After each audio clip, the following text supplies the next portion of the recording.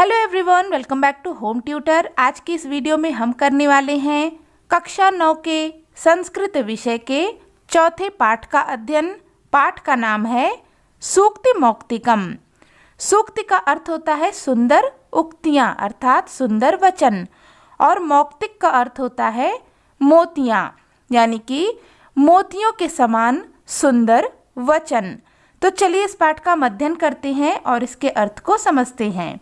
तो सबसे पहले इस पाठ में यहाँ पर जो पैराग्राफ आप देख रहे हैं, इसमें इस पाठ के विषय में बताया गया है कि यह जो पाठ है यह कहाँ से लिया गया है और इसमें क्या चीज़ें बताई गई हैं। प्रस्तुतः पाठः नैतिक शिक्षाणां प्रदायक रूपेण विन्यस्तो वर्तते। प्रस्तुत पाठ नैतिक शिक्षा की प्रदायक के रूप में दिया गया है, यानी कि ये जो पाठ है यह नैतिक शिक्षा को प्रदान करने वाला है। अस्मिन् पाठे विविध ग्रंथेभ्यः नाना नैतिक शिक्षा प्रदानि पद्यानि गृहीतानि सन्ति। इस पाठ में विभिन्न ग्रंथों से विभिन्न प्रकार के नैतिक शिक्षा प्रदान करने वाले पद्यों को संग्रहित करके लिया गया है। अत्र सदाचारणस्य महिमा, प्रियवाण्याः आवश्यकता, परोपकारिणां स्वभावः, गुणाजनस्य प्रेरणा, मित्रायाः स्वरूपं, श्रेष्ठसंगते प्रशंसा तथा च सत्संगतेः प्रभावः इत्यादीनां विषयाणां निरूपणम् अस्ति। यहाँ सदाचार की महिमा, प्रिय वाक्य की आवश्यकता, परोपकारियों का स्वभाव, गुणी जनों की प्रेरणा, मित्रता का स्वरूप, श्रेष्ठ संगति की प्रशंसा और सत्संगति के प्रभाव इत्यादि विषयों का निरूपण है। संस्कृत साहित्ये नीति ग्रंथानां समृद्धा परंपरा दृश्यते। संस्कृत साहित्य में नीति ग्रंथों की समृद्ध परंपरा दिखाई देती है। तत्र प्रतिपादित शिक्षाणाम अनुपालनं कृत्वा वयं स्वजीवन सफलीकर्तुं शक्नुमः। उनमें प्रतिपादित शिक्षा का पालन करके हम सब अपने जीवन को सफल कर सकते हैं। तो चलिए अब यहाँ पर हमें जो पद्य दिए गए हैं इनका हम अर्थ समझते हैं। पहला श्लोक है वृत्तम यत्नेन संरक्षेद वित्तमेति च याति च अक्षीणो वित्ततः क्षीणो वृत्तस्तु हतो हतः। यह जो श्लोक है यह लिया गया है मनुस्मृति से। तो सबसे पहले हम इसका अन्वय देख लेते हैं। वृत्तम यत्नेन संरक्षेत, वित्तम एति च याति च, वित्ततः क्षीणः अक्षीणः भवति, वृत्ततः क्षीणः तु हतः हतः। वृत्तम अर्थात आचरण या चरित्र की, यत्नेन यानी कि यत्न पूर्वक, संरक्षणेत रक्षा करनी चाहिए, वृत्तम अर्थात धन, एति यानी कि आता है, च यानी कि और, याति यानी कि जाता है, वृत्ततः अर्थात धन, क्षीणः क्षीण हो जाने पर, अक्षीणा भवति अक्षीणा यानी कि कोई भी नुकसान नहीं होता, वृत्ततः अर्थात आचरण के, क्षीणः क्षीण हो जाने पर, तु तो, हतः हतः अर्थात सब कुछ नष्ट हो जाता है। तो यहाँ पर इस श्लोक में हमें बताया गया है मनुष्य को आचरण अर्थात चरित्र की प्रयत्न पूर्वक रक्षा करनी चाहिए। धन आता है और चला जाता है। धन के क्षीण अर्थात नष्ट होने पर मनुष्य क्षीण या कमजोर नहीं होता, लेकिन आचरण या चरित्र के नष्ट होने पर मनुष्य भी नष्ट हो जाता है अर्थात उसका विनाश हो जाता है। तो यहाँ पर हमें बताया गया है कि हमारा जो चरित्र है, जो आचरण है, उसका हमें प्रयत्न करते हुए हमेशा रक्षा करनी चाहिए। हमें अपने चरित्र को कभी भी नष्ट नहीं होने देना चाहिए। धन के नष्ट होने से कोई भी प्रभाव नहीं पड़ता। धन का क्या है, धन तो आता है और जाता है, अगर चला गया तो फिर से आ जाएगा। लेकिन अगर एक बार मनुष्य का चरित्र चला जाए, चरित्र नष्ट हो जाए, तो मनुष्य भी पूरी तरीके से नष्ट हो जाता है। श्रूयताम धर्म सर्वस्वम श्रुत्वा च एव आवधार्यताम आत्मनः प्रतिकूलानि परेशान न समाचरेत। यह जो श्लोक है यह लिया गया है विदुर नीति से। तो चलिए सबसे पहले हम इसका अन्वय देख लेते हैं।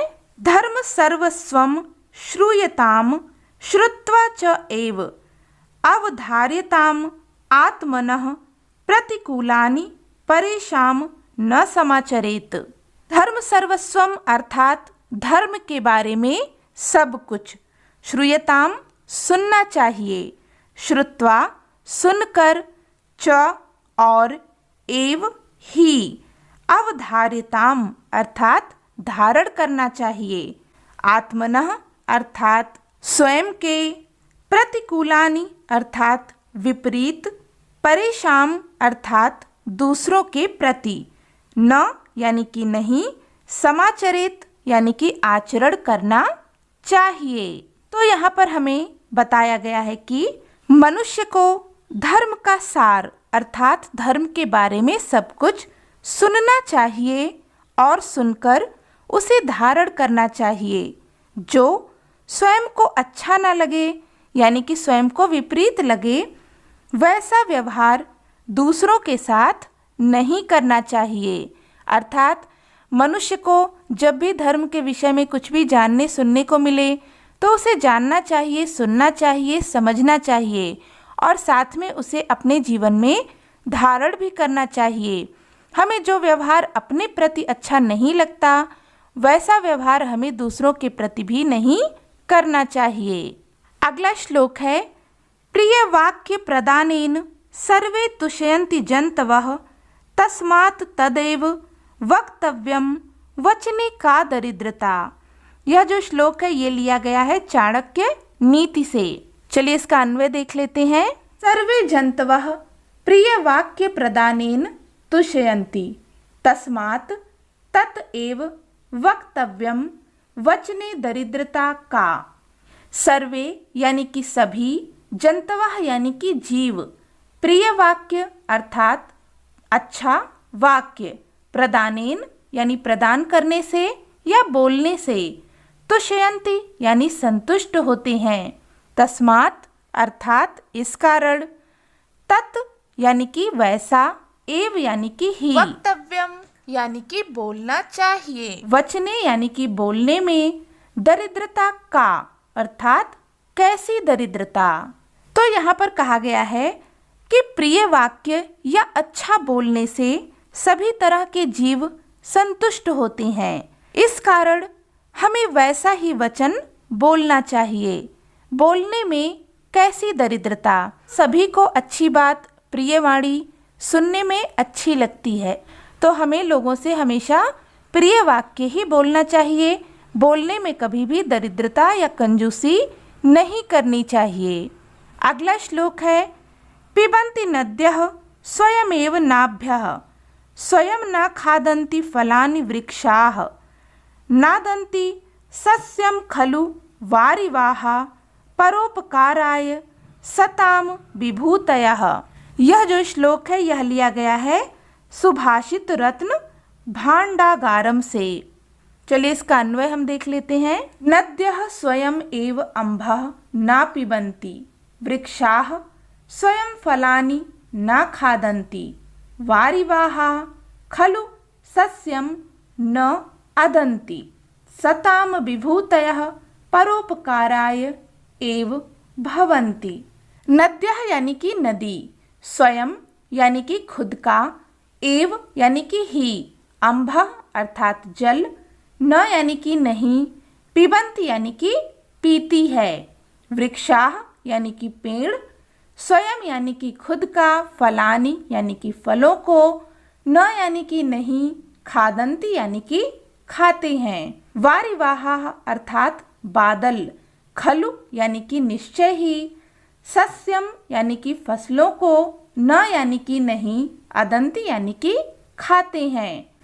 सताम अर्थात सज्जन जन, विभूतयः अर्थात संपत्ति, परोपकाराय अर्थात परोपकार के लिए ही होती है। अर्थात जिस प्रकार से नदी अपना जल स्वयं नहीं पीती, कौन पीता है? लोग पीते हैं, पशु पक्षी पीते हैं, अर्थात वह परोपकार के लिए बहती है, खुद नहीं पीती अपना जल। और जो वृक्ष होते हैं वह कभी भी अपना फल स्वयं नहीं खाते, उनके फलों को जीव जंतु और मनुष्य प्रयोग करते हैं, अर्थात उनका भी जो फल है वो क्या होता है? परोपकार के काम आता है। और इसी तरीके से बादल जब बरसते हैं और फसलें उगती हैं, उससे फसलें अच्छी होती हैं, तो उन फसलों का सेवन बादल स्वयं नहीं करते, बल्कि मनुष्य या फिर अन्य जीव उनका उपयोग करते हैं। तो इस प्रकार से वो भी परोपकार के ही काम आता है। ठीक इसी तरीके से जो सज्जन लोग होते हैं, उनका जो संपत्ति, जो धन होता है, वह हमेशा परोपकार के ही काम आता है। अगला श्लोक है, गुणेशेव ही कर्तव्यः प्रयत्नः पुरुषैः सदा, गुणयुक्तो दरिद्रो अपि नेश्वरैः गुणैः समः। यह जो श्लोक है ये लिया गया है मृक्ष कटिकम से। चलिए इसका अन्वय देख लेते हैं। पुरुषैः सदा गुणेषु एव हि प्रयत्नः कर्तव्यः, गुणयुक्त दरिद्रः अपि अगुणैः ईश्वरैः समः न भवति। पुरुषैः अर्थात पुरुषों के द्वारा, सदा यानी कि हमेशा, गुणेषु एव हि अर्थात गुणों में ही, प्रयत्नः यानी कि प्रयत्न, कर्तव्यः करना चाहिए, गुणयुक्तः अर्थात गुण से युक्त, दरिद्रः अर्थात निर्धन, अपि भी, अगुणैः यानी कि जिसके अंदर गुण ना हो, अगुणी या गुणहीन, ईश्वरैः यह जो शब्द है यहाँ पर इसका अर्थ होगा धनी या धनवान व्यक्ति, समः अर्थात समान, ना भवति यानी कि नहीं होता। तो यहाँ पर हमें बताया गया है कि पुरुषों के द्वारा हमेशा गुणों में ही प्रयत्न करना चाहिए। गुणवान निर्धन भी गुणहीन धनवान के समान नहीं होता है। तो यहाँ पर हमें क्या बताया गया है कि जो व्यक्ति है उसे क्या करना चाहिए? हमेशा गुणों का ही अर्जन करना चाहिए। ज़्यादा से ज़्यादा क्या प्रयत्न हो कि हम गुणों को अर्जित करें, क्योंकि अगर कोई निर्धन व्यक्ति भी गुणवान है तो वह व्यक्ति किसी धनवान गुणहीन व्यक्ति से उच्च होता है, उसके समान नहीं होता। अगला श्लोक है, आरंभ गुर्वी क्षयणी क्रमेण लघ्वी पुरा वृद्धिमती च पश्चात, दिनस्य पूर्वार्ध परार्ध भिन्ना छाएव मैत्री खल सज्जना नाम।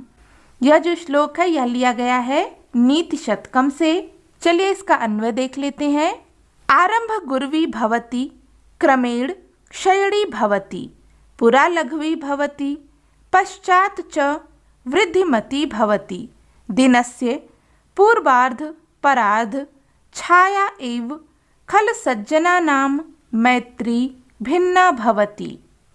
आरंभ गुर्वी अर्थात आरंभ में बड़ी, भवति यानी कि होती है, क्रमेण यानी कि क्रमशः या क्रम से, क्षयणी भवति अर्थात क्षीण होती है या कम होती है, पुरा लघ्वी अर्थात पुरा का अर्थ होता है पहले, लघ्वी यानी कि छोटी, भवति यानी कि होती है, पश्चात यानी कि बाद में, च यानी कि और, वृद्धिमती यानी कि बढ़ती है, दिनस्य अर्थात दिन के, पूर्वार्ध का अर्थ होता है दोपहर के पहले का समय, और परार्ध का अर्थ होता है दोपहर के बाद का समय, छाया इव अर्थात छाया की भांति या छाया के समान, खल सज्जना नाम, खल यानी कि दुष्ट, सज्जना नाम अर्थात सज्जनों की, मैत्री यानी कि मित्रता,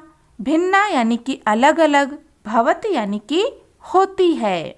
तो यहाँ पर कहा गया है कि सज्जनों की मित्रता दिन के परार्ध की छाया की भांति शुरू में छोटी और धीरे धीरे बढ़ने वाली होती है, लेकिन दुष्टों की मित्रता दिन के पूर्वार्ध की छाया की भांति शुरू में बड़ी और क्रमशः क्षीण होने लगती है या कम होने लगती है।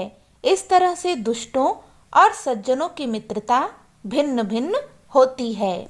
अगला श्लोक है, यत्रापि कुत्रापि गता भवेयु हंसा महिमंडल मंडनाय हानियस्तु तेषाम ही सरोवराणाम एषाम मरालहि सह विप्रयोगः। यह श्लोक लिया गया है भामिनी विलासः इस ग्रंथ से। चलिए इसका अन्वय देख लेते हैं। हंसाः यत्रपि कुत्रपि महिमंडल मंडनाय गताः भवेयुः हानिः तु तेषां सरोवराणां हि भवति एषां सरोवराणां मरालहि सह विप्रयोगः भवति। हंसाः यानी कि हंस, यत्रपि अर्थात जहाँ भी, कुत्रपि अर्थात कहीं भी, महिमंडल मंडनाय अर्थात पृथ्वी की शोभा बढ़ाने के लिए, गता भवेयुः अर्थात गए हुए हों, हानि हेतु अर्थात हानि तो, तेषाम यानी कि उन, सरोवराणाम ही भवति अर्थात सरोवरों की ही होती है, एषाम जिनके, मरालहि यानी कि हंसों के, सह यानी कि साथ, विप्रयोग यानी कि वियोग, भवति यानी कि होता है। हंस पृथ्वी की शोभा बढ़ाने के लिए जहाँ कहीं भी गए हुए हों, नुकसान तो उन सरोवरों का होता है जिनका उन हंसों के साथ वियोग हो जाता है। तो हंस क्या करते हैं, सरोवरों की शोभा को बढ़ाते हैं, लेकिन वह कभी उड़कर जहाँ कहीं भी चले जाते हैं तो नुकसान उन हंसों का नहीं होता, वो तो जहाँ भी जाएंगे उस जगह की शोभा बढ़ाएंगे। नुकसान किसका होता है, उन सरोवरों का होता है जिनका उन शोभा बढ़ाने वाले हंसों के साथ में वियोग होता है। अगला श्लोक है, गुड़ा गुड़गेषु गुड़ा भवन्ति ते निर्गुणं प्राप्य भवन्ति दोषाः आस्वाद्य तोयाः प्रवहन्ति नद्यः समुद्रम आसाद्य भवन्ति पेयाः। यह जो श्लोक है ये लिया गया है हितोपदेशः इस ग्रंथ से। तो चलिए पहले इसका अन्वय हम समझ लेते हैं। गुड़गेषु गुड़ाः गुड़ाः भवन्ति ते गुड़ाः निर्गुणं प्राप्य दोषाः भवन्ति आस्वाद्य तोयाः नद्यः प्रवहन्ति ताः एव नद्यः समुद्रम आसाद्य आपेयाः भवन्ति।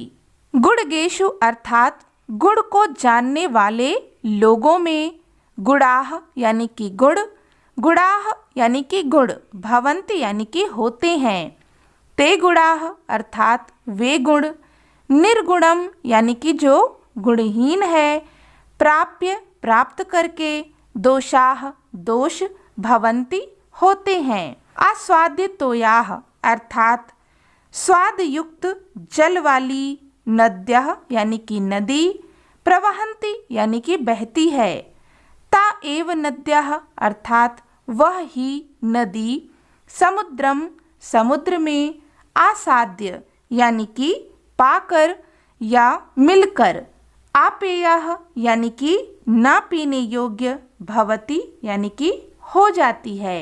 यहाँ पर कहा जा रहा है कि जो गुड़ को जानने वाले लोग होते हैं अर्थात जो गुड़ी लोग होते हैं उनके पास गुड़ गुड़ ही रहता है, यानी कि गुणी लोगों के पास अगर कोई गुण है तो वह गुड़ ही बनकर रहता है, उसमें वृद्धि ही होती है। लेकिन वही गुड़ अगर किसी निर्गुण व्यक्ति के पास चला जाए तो वह दोष बन जाता है। जैसे जो नदी होती है वह अपने स्वादिष्ट जल को लेकर बहती है, लेकिन जैसे ही वह समुद्र में मिलती है, समुद्र को प्राप्त करती है, तो वही जल पीने योग्य नहीं रह जाता। इस पाठ से संबंधित जो भी कठिन शब्द हैं उनका शब्दार्थ यहाँ पर दिया गया है। जितने भी श्लोक आपके पाठ में हैं उनका अन्वय भी पीछे दिया गया है, तो आप इसे यहाँ से देख सकते हैं। इस पाठ से संबंधित कोई भी डाउट हो तो आप कमेंट करके पूछ सकते हैं। इसके अभ्यास को हम करेंगे अगले वीडियो में। अगर आपको वीडियो अच्छी लगी, हेल्पफुल लगी तो प्लीज़ इसे लाइक करें, अपने दोस्तों के साथ में शेयर करें। चैनल पर पहली बार विजिट कर रहे हैं तो सब्सक्राइब भी कर लें। मिलते हैं नेक्स्ट वीडियो में, तब तक के लिए take care and bye bye.